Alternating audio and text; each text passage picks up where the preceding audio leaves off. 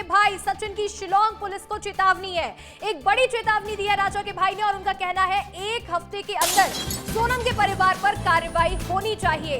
कार्रवाई नहीं हुई तो हम आंदोलन करेंगे। सचिन रघुवंशी जो कि राजा रघुवंशी के भाई है, उन्होंने मेघालय पुलिस को चेतावनी दी है। उनका कहना है कि सोनम के घर जाकर आंदोलन करेंगे।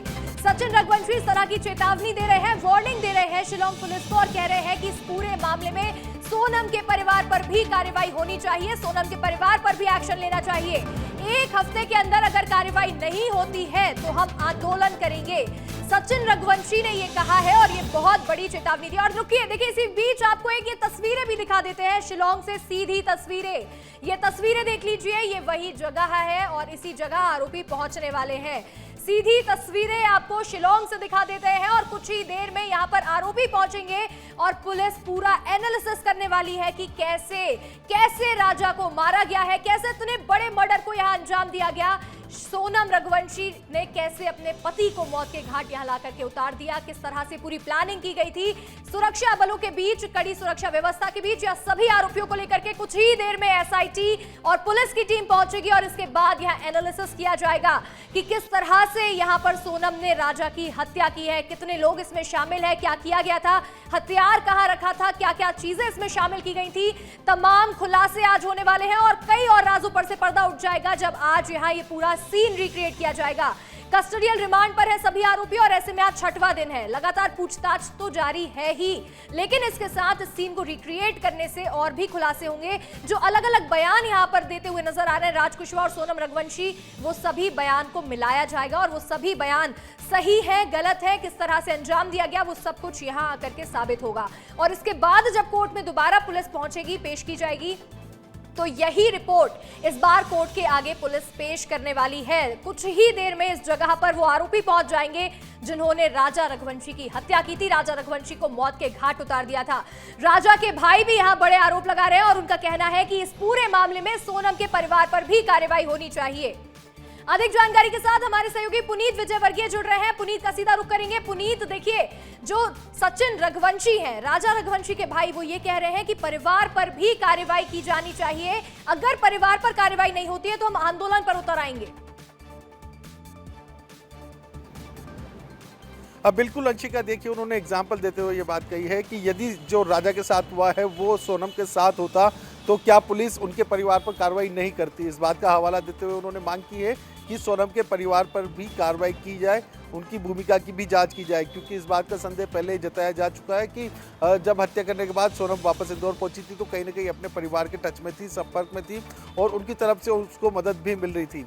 तो इस बात को लेकर ये आशंका जताई है और उन्होंने वार्निंग भी दी है कि यदि शिलोंग पुलिस ने, मेघालय पुलिस ने उन पर कार्रवाई नहीं की तो आंदोलन किया जाएगा।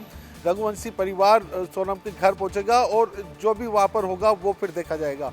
तो इस तरह की सीधी चेतावनी सचिन रघुवंशी ने दी है, क्योंकि इसके पहले भी वो नार्को टेस्ट की मांग कर चुके हैं सोनम की। उनका कहना है कि इस मामले में और भी आरोपी है।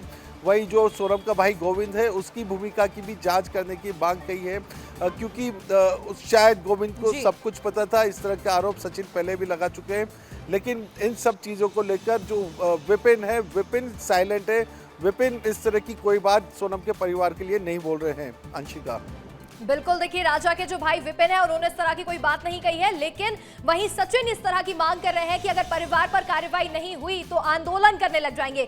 लौटेंगे आपके पास पुनीत, लौटेंगे, लेकिन इस वक्त एक बड़ी खबर मिल रही है। पहले वो खबर बता देते हैं। मेघालय की डीजीपी इदाशी शाह ने एक बहुत बड़ा बयान दे दिया है। जांच लव ट्रायंगल तक ही सीमित नहीं है। डीजीपी का ये कहना है कि हत्या के सभी संभावित एंगल की जांच की जाएगी। इस मामले में और भी खुलासे हो सकते हैं। सिर्फ लव ट्रायंगल का ही ये मामला नहीं हो सकता, इसमें और भी एंगल पॉसिबल है।